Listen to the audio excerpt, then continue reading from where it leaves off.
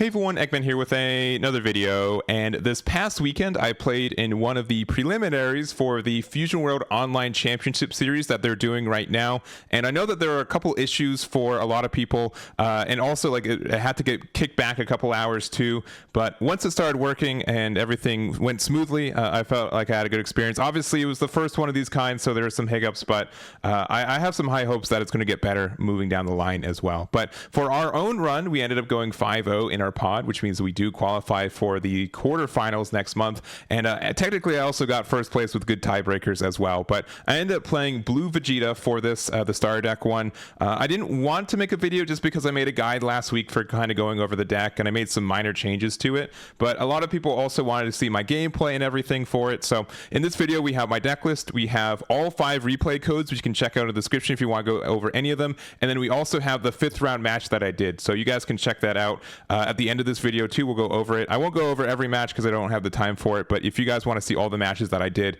we can jump on into it. But I do feel like I play this deck a little bit differently, and the value is a little bit different compared to other ways that people play blue, so I want to just kind of go over it and again go over an example game as well. But why do we play this leader? Why do I think this leader is so good? Generically, it's because I think it gets so much value that's just unrivaled into a lot of other decks in this game right now. The fact that we're really easily cycling 10k combos is very strong, including Pilaf. I think this is the best deck to abuse this card. I added Bulma recently, and this card's been really great for us, not only for just like some late game pressure, but again, it's a 1-drop Earthling with 10k, so it's recyclable with Videl and with Pilaf. You'll notice that I'm not playing the 2-drop Vegeta, which you can play for the deck, but I don't feel like I really care about the crit pressure early game, nor do I really want to self-awaken ever. So there's no self-awakeners in this deck, and generically, a lot of people are like, why would you not want to awaken with Vegeta, right? Why would you not want to be able to get to 4 life as quickly as possible and be a 35k leader?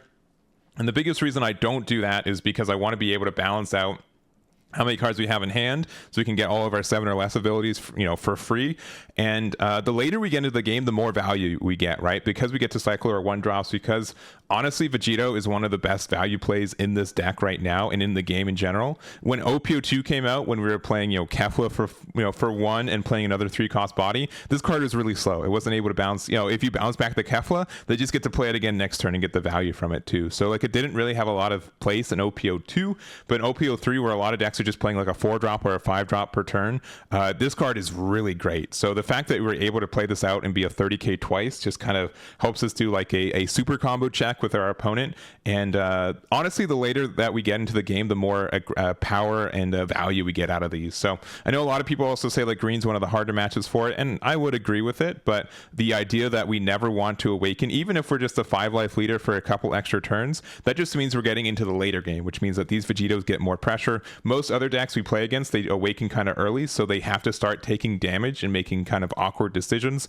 And then also we can just reset with Zeno, which means we get a lot of value for it too. So in my original build, I had a 4-2 or 2-4 split between Zeno and Bulma. I'd probably do a 3-3 split moving forward, so you can check that out there. In case you see 4 copies of Zeno, that's why for this one. But in general, I think this deck is in a really good spot. There's a lot of counterplay that it has, and I don't honestly know how to beat this deck on the flip side too. There's a lot of just value that we get. The mirror match sucks. It's just unfun because you have to get as much value as you can, and I think in general this deck is in a good spot. So any other cards I would consider, I consider like adding a 3rd copy of this Vegeta, because it is good even though it doesn't have counter at times.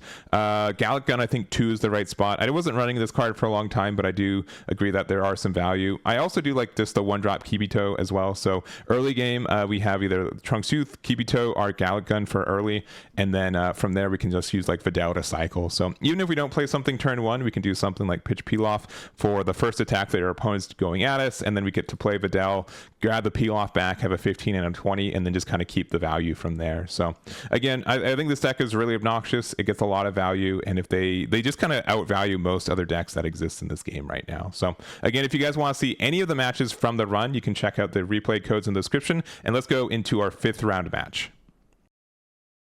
All right, here is my 5th round match for Sofio. So we're both 4-0 going into this one. Again, I'm on Vegeta on the left here, and they are playing the new Bardock leader from the starter deck. And we end up going second, which is actually pretty nice for us because they don't get the marker for it, which is nice. We do end up keeping this hand since we do have the 1-drop and the Videl, and they are going to end up going second. So we're going to start off by just waiting for them to play their 1-drop into Kakarot. So being able to play Kakarot going first is actually very terrifying, right? Going second is the easy mode, but if you have 1-drop Kakarot into that, your 4-drop play, there's not a lot of decks that they can answer that very quickly. So it's a little terrifying. We're going to play our Trunks Youth for 1, be able to get the Sickle. So that's actually going to solve a lot of issues for us too. We're just going to go 15k into their 15k, and they're going to take it, go down to 7. So honestly, if I don't see Sickle in this scenario going second and then playing Kakarot turn 1, this matchup becomes pretty scary because we don't really have a way to get rid of their 4-drop without using our energy marker. So they're going 15k into us. Again, we want to just stay at a high, as high of a life total as we can. That makes sense. So comboing off the Trunks immediately, staying at 8. They're going to be playing out the Son Goku GT as well. So this is pretty scary. Being able for them to now get a 3-drop here and then the marker. They're going to go into us, and I'm just going to take this one. This one's, would have to use a super combo, which we don't have, but now we do have, and we're just going to pass it right back. So we're going to go to 3 energy with the marker. We're going to play our Vidal for 2. And we're going to attack there, be able to use the effect to get a Trunks. We have to do it in this order because we have to have 7 or less cards in hand. So normally I'd attack with the leader first, but we need to make sure that we're, since we took that damage from the 3-drop. So we're going to actually hit them down to 4 very early, which means that they get more aggressive, but that also means that their defensive capability is a lot less. So it just means that once we're starting to hit 30k attacks and more, they really can't take them, right? Or they have to kind of over combo for them. And Bardock generally wants to use their combos more on the aggressive side to be able to use their 5-cost events or 5-cost. So there's a 4-drop. We knew it was coming. This is, for the record, the best curve that Bardock gets, right? Especially going first. They just get so much value from it. So they go 30 into there. We actually are going to combo out because this card is pretty good. And if they have a 10 times Kamehameha, I want to force them to use it and use their energy marker, since we will be able to sickle away their thing. So they're going 25 into 15. I'm good to take this one, go down to 6 ourselves, and then they're going 25 into there. And I'm actually going to get out of this to be able to keep a 6 life total and a lower hand size. So it's 30 to 25 we get out. And this is a pretty good spot for us now. So they are going to use the 10 times Kamehameha, but I'm okay with this because they do have to lose their energy marker. And since we're getting rid of their 4-cost this turn, they can't keep it. They're going to have a harder time reevaluating and re-getting their energy marker back unless they play another 4-cost. But we're going to use the Sickle here. Bottom decking both of these is really good for us.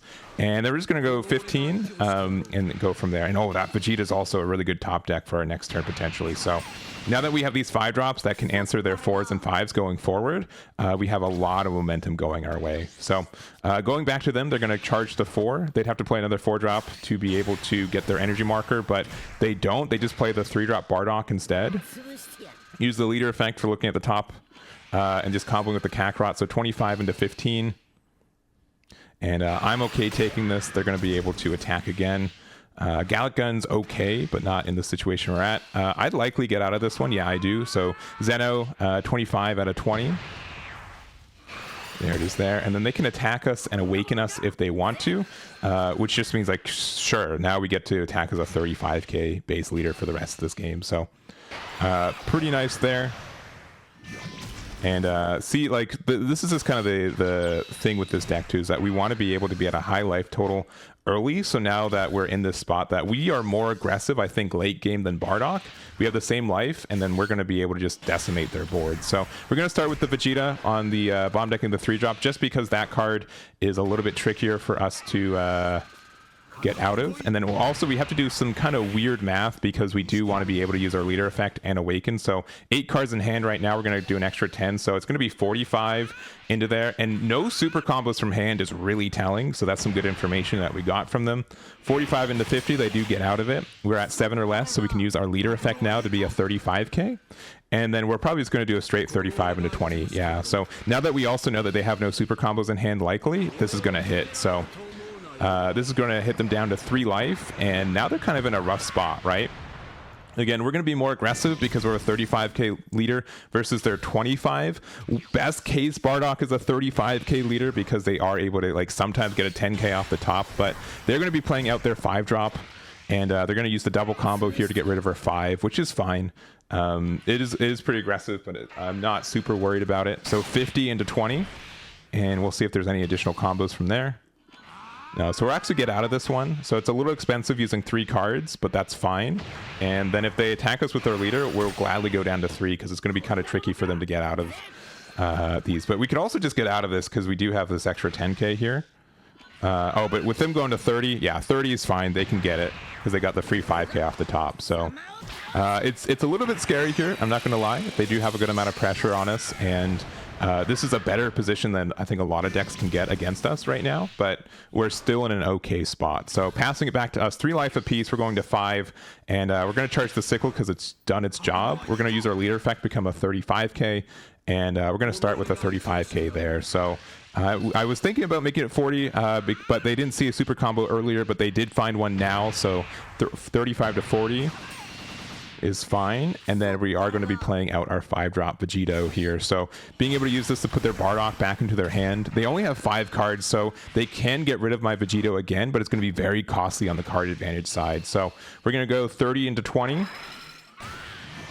Very nice. We put them to 2 life, which is pretty scary for them. We're going to go another 30 here, and they'd have to 10k, 5k, and they actually go down to 1, which is very, very scary for you to do against Vegeta, since we have so many ways to cycle 1-drops and get the advantage for it. But they're going to go 20 into our leader. They get the extra 5k from the leader effect. They use the top of a top deck effect. If they got a 10k, they might have actually won the game. I'm not going to lie. So we're going to go 30 into their 25 and get out of it.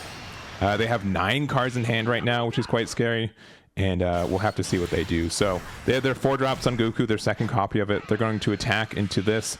It is scary that they could like potentially Para Brothers, but I'm going to fall for it. We're gonna take the bait, and we're just going to get out of it. So 35 there. They're going to use the Hercule effect to get back a 1-drop, which is the Fascia. Use it to draw a card. And then from there, they're going to play the Para Brothers. So this is going to lock down my 5-drop. And I'm in a kind of a tough spot here, too, because they have a lot of advantage here. But and I get to the decision of, do I want to kind of go for game right now or hang out? But we're going to play the Zeno. I think this just gets so much bodies off their board and evens it out. We're going to use our Vegeta effect to be able to go 35. And I think I'm just going to combo with the Zeno as well, because they can Bardock to get rid of it as well. And so they got another super combo and a 10k, so they go to 50. And again, it's a little bit scary right now, but we do have a single super combo, and we are at 3 life. So unlikely that we lose, I think, on this turn. So, but this is where they could potentially win, I think, if they have some good numbers. But they're going to start off with the Fascia for 1, draw a card. They're going to go into our leader, 25. They're going to use their leader effect. And not quite. So we're just going to use a 10k to get out of it with the Zeno.